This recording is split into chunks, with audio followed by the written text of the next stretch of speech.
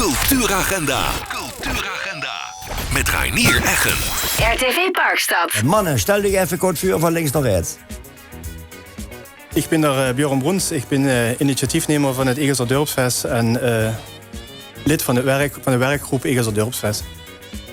Ik van Schovend, ook benaderd voor in de werkgroep Egelser Dorpsfest. Dus door participeren via. Ja. Dorpsfest Egelser. Mannen, voorstel. Laten we maar beginnen met de initiator, hoor.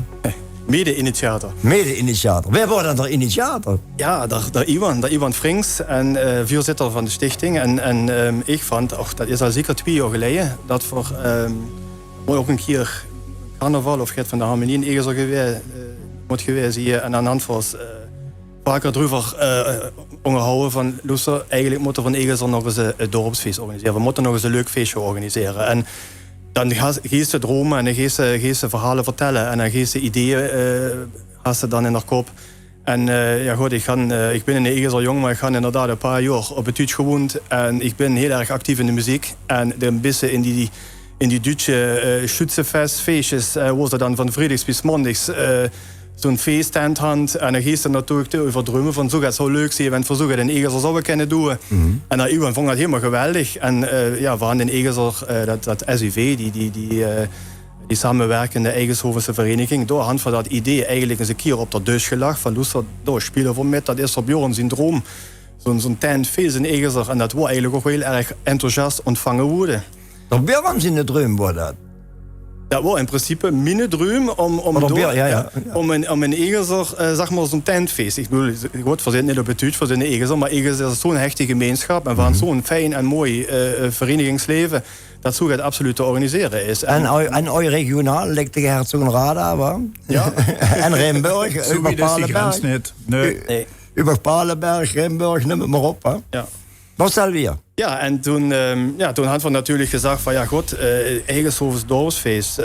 Geef ze dat groot aanpakken, geef ze dat klein aanpakken. Ja, natuurlijk, je kan ze een partytent opzetten en een leuk lokaal feest organiseren. Zeker, is absoluut leuk en mooi.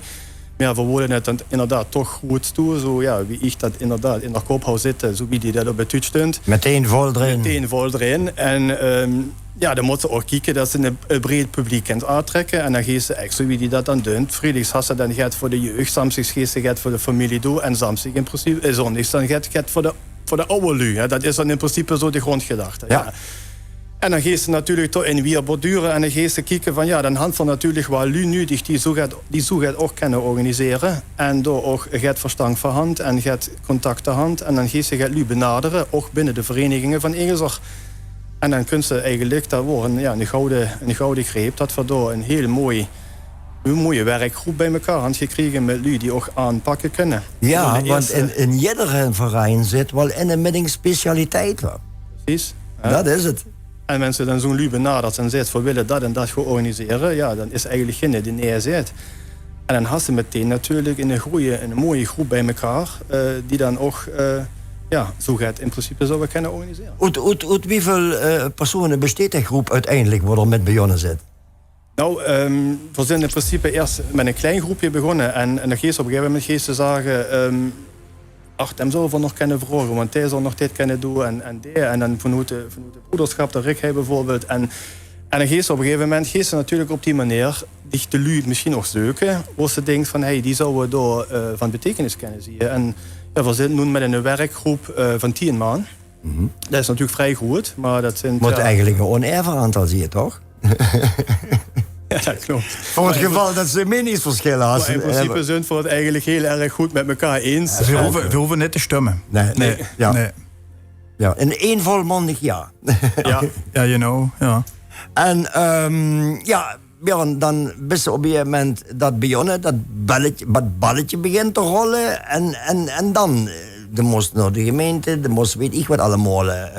Jij was eens een idee wie dat je over had. Nou, die eerste keren dat we bij je gekomen zijn, die waren erg lang, erg grappig. We hadden dan nog genoeg alcohol gedronken en vrouwen op het einde niks op papier staan. Daar ontstond de beste ideeën trouwens. Ja, dus het mag ook wel zo gezegd worden dat we daar inderdaad heel erg veel lol houden. De tienduizenden euro's vlogen over dat dus wat we allemaal van plan waren en wat we allemaal willen realiseren.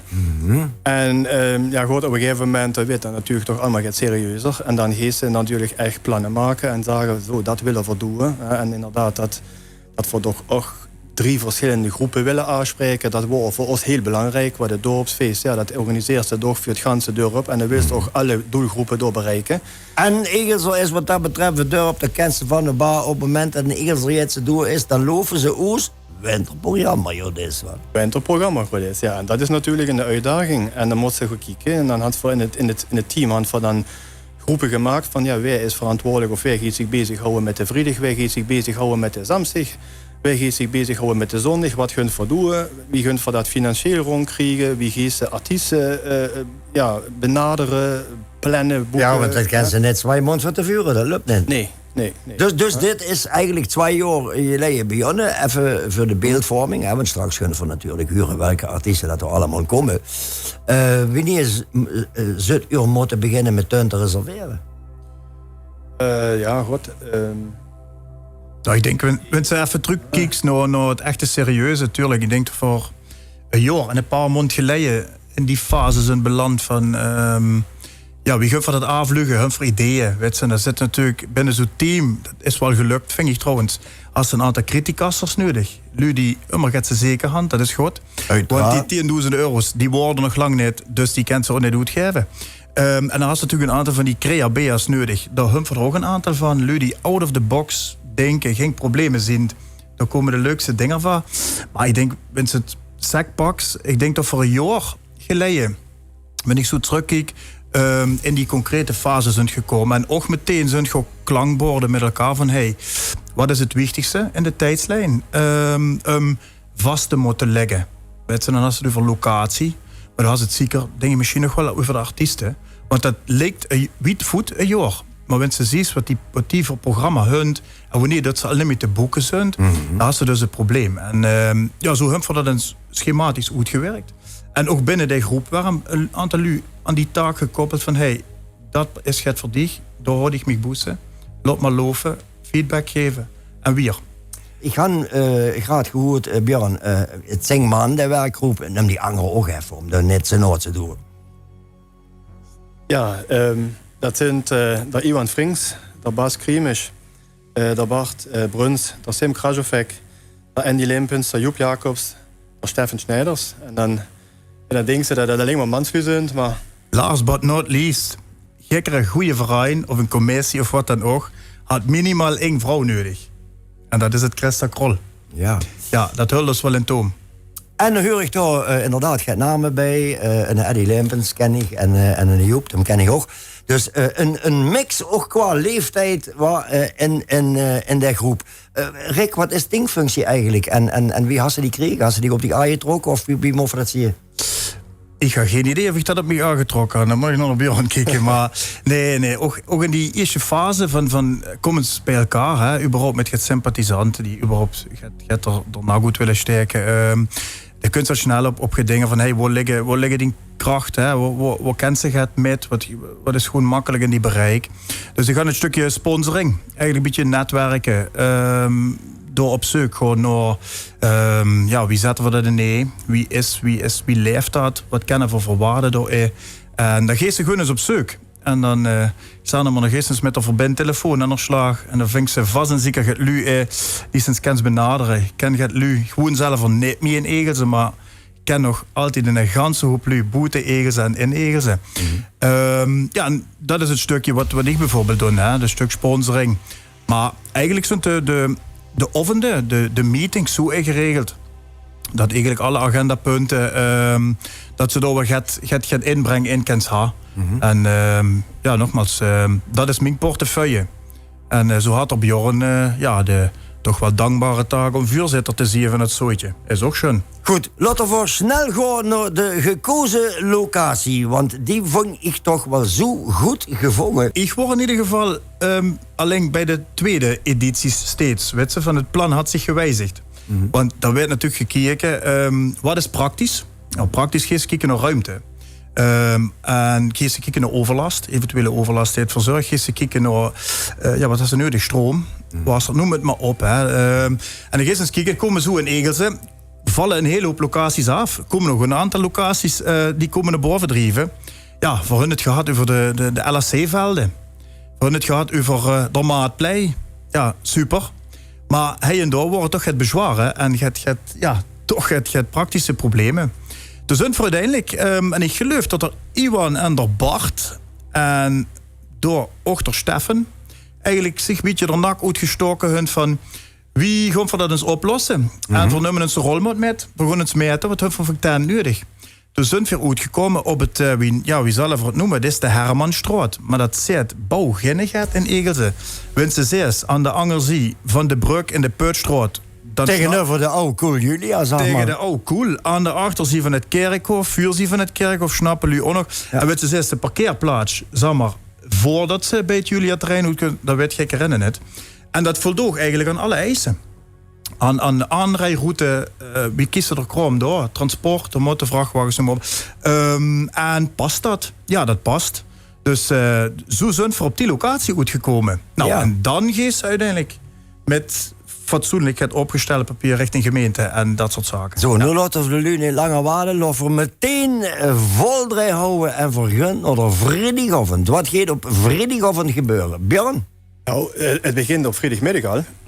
Want de vrijdag is dus eigenlijk de dag waar we gedacht aan te gaan beginnen met het voor de jeugdige bezoekers. En daar beginnen we 's middags eigenlijk al rond een uur of 1. De hand voor een kermis, dat is op de Hermanstraat. Hè. En daar is luchtkust, dus grote glijbanen, rodeo-stier, noem het maar op. Voor het jongere bezoekers. Natuurlijk is iedereen welkom, maar ja, op dat moment hand van natuurlijk hoofdzakelijk even de kinderen met draaimolen, scooters. Dat is natuurlijk allemaal gratis. De hand van nog het idee. Dat zijn allemaal dingen, dat kunt dan immer bij elke vergadering kunt waar een nieuw idee daarbij. En dat is graag dat leuke. Dus op een gegeven moment houden we zo gaat van het werd eigenlijk gedragen door de Eigenshovense verenigingen. Dus waarom gunt van niet die verenigingen ook daarbij betrekken? En gunt van die niet vragen van wil dan dit misschien ook door het betekenen of wil dat door het workshops doen? Ja, de Harmonie had dat opgepakt. Die gunt er een drumworkshop houden. De tennisvereniging TCLE die gunt er gaat met tennisbel doen. Ik ga nog goed van de Bart en van de Rick. Dat broederschap gaat toch het toe. En ja, dat is gewoon geweldig dat dat op die manier ook nog eens een keer opgepakt werd. En de verein kan zichzelf er ook een beetje profileren. Zeker. Ja. En ja, dus dan komt het volgende idee daar waarbij van dan kunnen we ook misschien het stands erop gaan zetten. De lokale markt, waar de lokale middenstand misschien ook nog gaat kunnen doen. Dat werd dan volgens mij honing verkocht en weet ik wat allemaal. Ja, we leggen als aanvulling verhouden in dat programma. Weet je, kunt kiezen toch op een gegeven moment zo. Wat van dit gaat met een braderie. Maar wanneer geeft dat toe en waar geeft dat plaatje? Weet je, en geeft dat op een los moment plaatje? Dat past het niet echt in het schema, want het moet ook gewoon werkzaam zijn. Toen hebben we gedacht, we moeten het vooral niet voorbij laten gaan, want de lokale ondernemer wil misschien gewoon de stand hebben om het te presenteren. En al gaat het over een lokaal biertje, of het honing, of echt gewoon het van Egels, wat ze gewoon wil presenteren, verkopen. Ja, die ruimte is er ook. Dus er is, ook voor de standhouders is er het geregeld. Ja. En dat is allemaal op de vrijdagmiddag, eigenlijk van EP7. Kom naar de vrijdagavond, man. Ja, vergun naar de vrijdagavond. En hier willen per se weten wat vrijdagavond is. Ja, we hadden natuurlijk het voordeel dat we er Sim in het team aan zitten. Dus we hadden natuurlijk de supersterren Sim, Salestan, die hand voor alle 3 de dagen kennen boeken. Dat is het voordeel wanneer ze bij de organisatie zitten. Dus Sim Salestan is natuurlijk op vrijdagavond aanwezig. De hand voor de Loco, de hand voor de Ronnie Ron. De Loco? Daar staat ja net op. Nee, dat is nog erbij gekomen. Kijk eens, Mr. Loco. Alleen maar verrassingen. Ronnie Ron natuurlijk onmisbaar in Eigenshoven. Vers ohne Ronnie Ron, dat besteedt ergens, onmogelijk, ohne Ron geen feest. Dat DJ Remy en Kerkgroot Tropical. Dat is natuurlijk ook de hammer, hoor, Kerkgroot Tropical. Jazeker. En wenn ze ziet, voor 4 dagen, voor die jeugd, de categorie die doorbaaf kunt, past toch prima. Appeltje eitje. Goed, vergunt. Nou, het knalprogramma van de zamsdagochtend. Björn, laat komen. Nee, de Rick is... Oh, de Rick, ja. los, kom mee, jong. Och goed. Ja, de Samstig hun vergement een iets ander feestavond over te maken. En natuurlijk is er ook gekker welkom. Dat is trouwens ook het enige hoe een keertje voor gekocht moet worden. Dus vrijdag is vrij en zondag is vrij. En alleen zaterdag moet je een keertje kopen. Ja, en voor hun dus eigenlijk gezegd, weet je, door hast ze gans dorpsfeest voor 22,50. Eigenlijk wel. Wenn ze alle 3 dagen geest, dan kost het gelijk op Samstig maar gaat. Precies. Nee, Boter of drank natuurlijk, dat moet ze ook zelf betalen. Ja, de drank moeten ze zelf betalen voor de gewone kaart. Wel een leuk bruggetje. Voor de VIP-deck.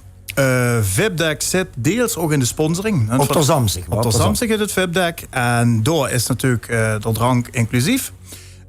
Dus in die zin heel vergement om het op die manier te doen. Eigenlijk is de rode draad door de Samstig is Q-Music, de foute party. Wauw. Dus Q-Music kunt met de stage en bouwt het verder op en blijft ook eigenlijk een beetje in de lead. En er komen natuurlijk een aantal artiesten, dus die komen door in het programma nog live voorbij. Waaronder inderdaad, zal ik hem maar meteen noemen, de headliner, het Jada Borsato. Jada Borsato. Daar sluiten wij mee af. ABBA Tribute, hun voor geboekt. Door André Hazes, de andere Hazes, uitgesproken. Door Paul Dolhain. Had ik zelf eens gezien, hele zeker de moeite waard. Zet haar over de Hazes-stem. En natuurlijk, dat kent ze niet omheen, hè. Simsalestan. Dat zijn toch die jongen die, dat zijn maar het gun pech dat in een werkgroep zit. Dus dat kon ik niet neerzagen. Dus ook die jongens kregen door een podium. En op die manier hebben we getracht dat Samstig op een programma neer te draaien. Zodat ze van 7 uur 's ochtends tot, dan kijk ik even naar de Björn, volgens mij mager op is 1. En is er een soort van uitloop tot 2. Dan moet ze toch wel wat stuntjes plezier kunnen draaien. En verhopen natuurlijk dat dat helemaal aansluit bij de verwachtingen van de LU. Dan lopen we meteen naar de zondag, hoor. Zeg ik dan goed dat zondagmiddag je vroegshop moet gaan werden, of zeg ik het verkeerd? Nee, dat is zo goed. We beginnen dan zelfs met een openluchtmis. We willen dus door om 11:30 willen we door beginnen met een heilige mis. En daarna is inderdaad vroegshoppen. Dus daar is koffie, daar is gaat beer, daar is gaat vlam. Is gaat beer zetten. We weten niet natuurlijk wie veel nog over is van het zijn. Nee, maar en ja, dat willen we dus. Dat is eigenlijk mijn ding. Ik ben heel erg fanatiek in de muziek, in de bluesmuziek. En de zondag, dat was eigenlijk mijn highlight. Ik ga er in de moeilijk wel over de Samstig. Maar ik weet gewoon dat de zondag gewoon fantastisch werd. Daar komen de Böhmische Allstars, daar kunt Gipfelpower, Roy Stekhuizen met Gipfelpower. Met zijn band. Is dat eigenlijk een beetje, zeg maar, wat ik zo duik aan, die oude beertentenfesten van vroeger, waar een Jean Kwaadvlieg enzovoort. Dat wil u echt ook een beetje die herinneringen bovenhalen. Ja. En dat voor jong en voor oud eigenlijk, toch? Precies. Want de bluesmuziek is bij de jeugd, wanneer je WMC bekijkt, ook helemaal in, hè? Ja. Ja, is het zo. Maar vooral voor die doelgroep, want we merken natuurlijk ook, die doelgroep, de ouderen noem ik ze hem even, zeker niet, zonder respect.